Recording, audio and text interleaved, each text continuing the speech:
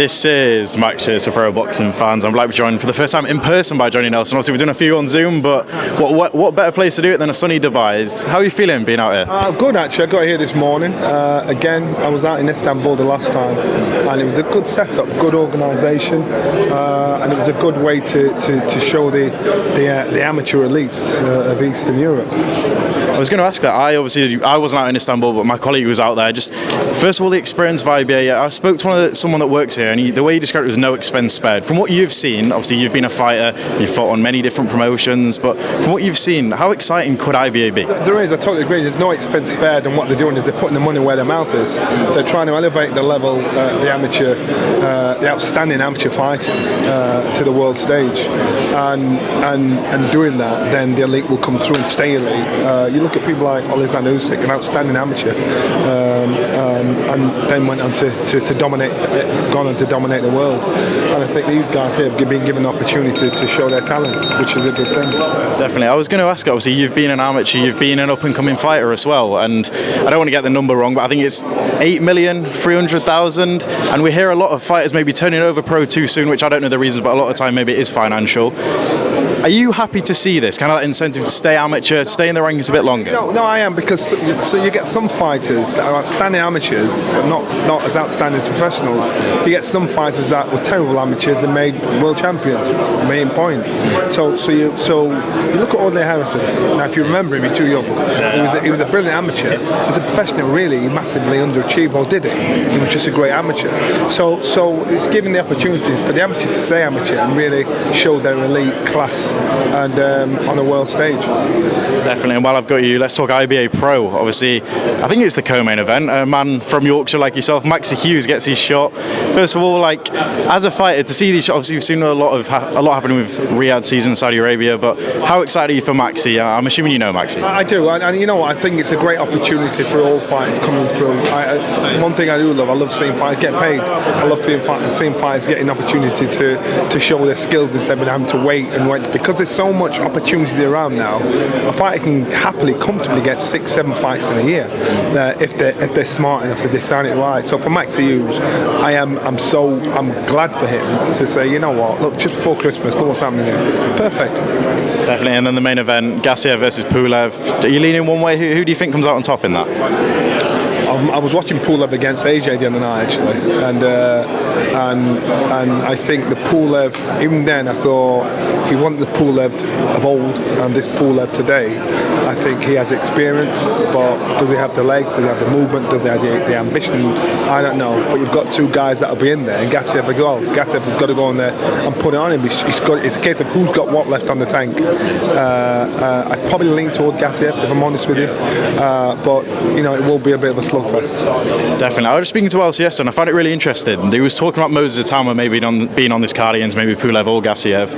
Say the winner fights Moses Atama. Is that a fight you like seeing? Where do you see? Is Moses at that level? Is Moses above that level? Yeah, I think Moses is at that level and rising. And so this is a great stepping stone for Moses, because we sing all the praises. Everybody's getting excited and running away with the rhetoric of the champion in waiting. But he still needs the experience. He still needs the opportunities. He still needs to be able to get in and get the fights with former champions, people that have been there. So these are perfect opponents for Moses. Before I let you go, I want to speak on, obviously we heard about Moses and many people lean towards it being too soon for Usyk, and a man that Usyk recently has called out is Deontay Wilder. It shocked me. I don't know if it shocked you, and I think, no, not at all. What is the reason, Moses?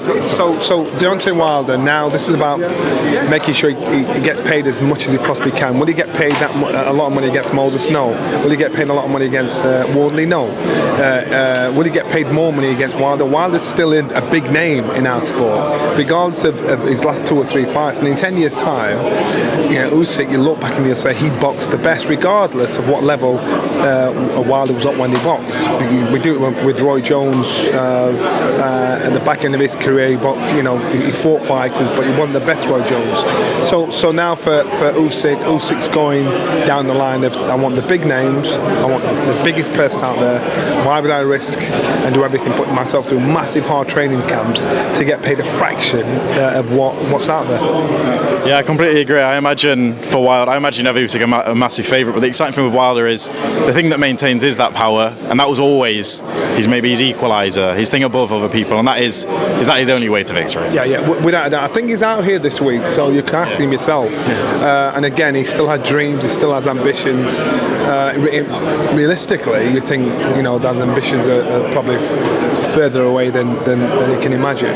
But for Usyk, he's giving him a chance to get in the mix again. So I think it's a good shout. Just before I let you go, Johnny, I think we're a week out now from Jake Paul, Anthony Joshua. First of all, obviously, we've spoken about Anthony Joshua's future, and I've not actually spoken to you about this fight.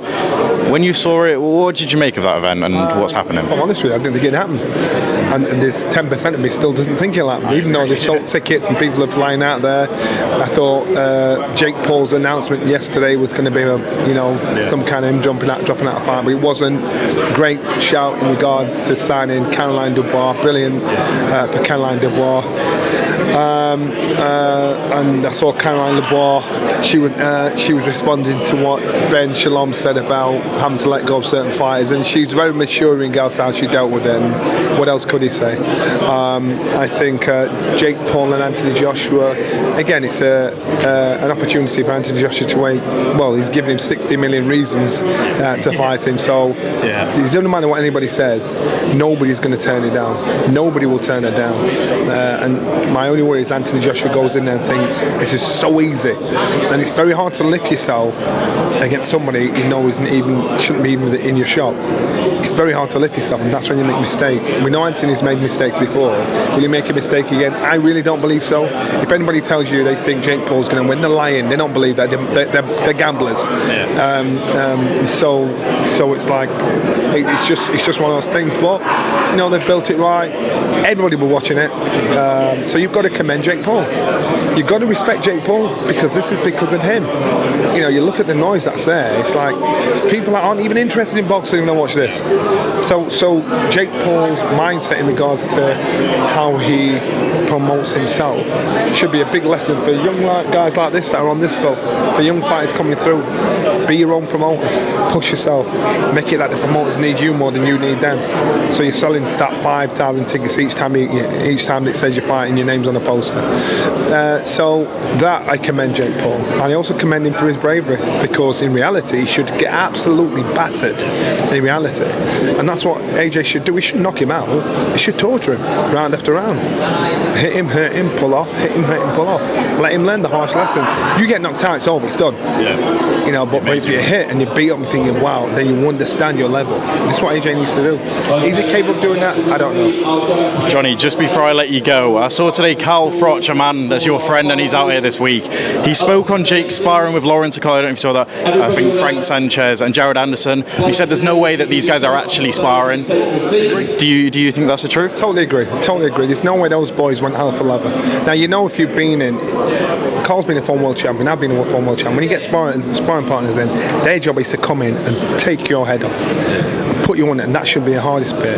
There is no way in a billion years Jared Anderson, Okoye was putting it on Jake Paul, because otherwise he won't be fighting. So they've gone there to help him. That's what they've gone to help him. They've gone to help build him up for the fight. That's what they've done. So it's what role does a sparring partner they've played. They've gone in there to help him, not to beat him up. So the camp it would not be a traditional camp like it normally is. They've gone there to help him build him up. And I'm quite sure if you interview them, they'll tell you that. Well, Johnny, thank you very much. I think the press conference is about to start now, so thank you for your time.